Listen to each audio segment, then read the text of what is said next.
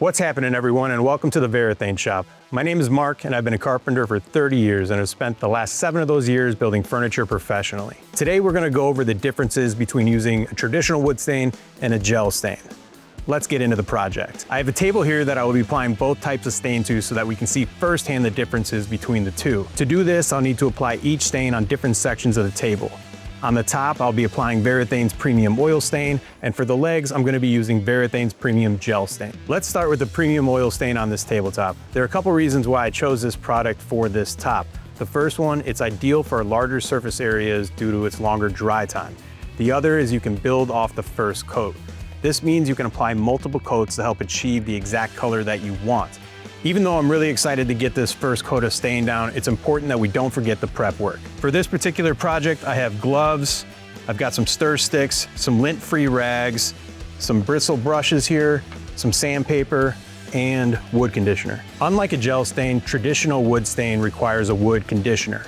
A gel stain actually sits on top of the wood rather than absorbing into the wood like a traditional wood stain. And because wood has varying grain densities, stain will get soaked up more in some areas rather than others, creating blotchiness. I'm gonna go ahead and apply this wood conditioner as I explain to you why you should use one before staining.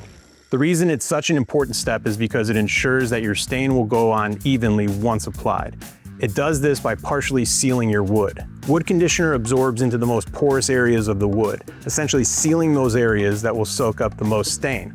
This allows your stain to be applied evenly to just the top surface of your wood. Then you just need to wait about 5 minutes after you apply and then wipe off any of the wet areas that are left on your wood surface. And then once you wipe away all the excess, you're gonna wait another 20 minutes before you apply your first coat of stain. Now it's time to stain. Before you apply your first coat, be sure to stir your stain up real nice.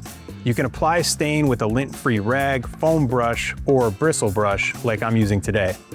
And this stain is perfect for when you're doing large surfaces like this because it takes a while to dry, which means you're not gonna feel any pressure when applying. Try to always go in the direction of the wood grain when applying. Once done, wait about 5 to 10 minutes and then wipe off any excess with a dry rag. Once you wipe away all the excess, you're gonna wanna wait another 2 hours before you apply another coat.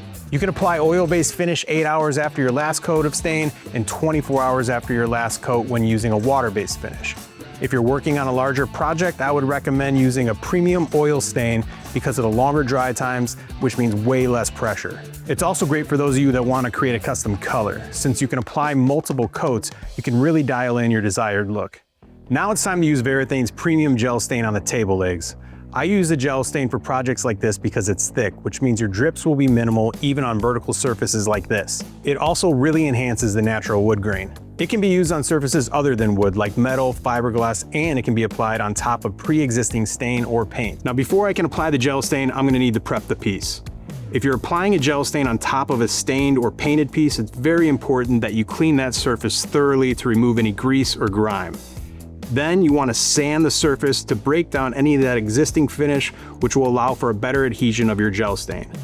I recommend using a 120 grit super sponge, working your way up to 220. For this project, I have sanding sponges, a bristle brush, stir stick, rubber gloves, and some dry rags. Now let's get to it. The thickness of the gel stain makes it great for vertical surfaces like this, or doors, windows, and trim in your home because it gives you full control. Once applied, you want to wait 2 to 5 minutes before wiping off any excess. You don't want to let it sit too long, so if you don't want to feel like there's any pressure, I suggest working one small area at a time. If you would like a deeper color than you are seeing, you can apply as many coats as you like, but you'll need to wait 2 hours in between each coat. You're going to want to wait 4 hours after your last coat of stain before applying an oil-based finish, and when using a water-based finish, you should wait 24 hours. When working on vertical surfaces, I recommend using a premium gel stain due to its thick consistency. You have far more control than a traditional wood stain, which means less streaks or runs when applying. It's also a great choice for non-wood surfaces as well. With the gel formula, you can create wood-like appearance on metal or even fiberglass, which means it's perfect for refreshing doors, trim, and so much more in your home. Now that we have applied both types of stains, hopefully you can see the difference between the two. You can't go wrong with either of these products. Which one you choose just depends on what type of project you are working on. Go with the premium oil wood stain when you're working with large wooden surfaces and want control over your color. This stain penetrates deeply, spreads easily, and is great for projects where you want a rich and vibrant color while letting the wood grain still do its thing.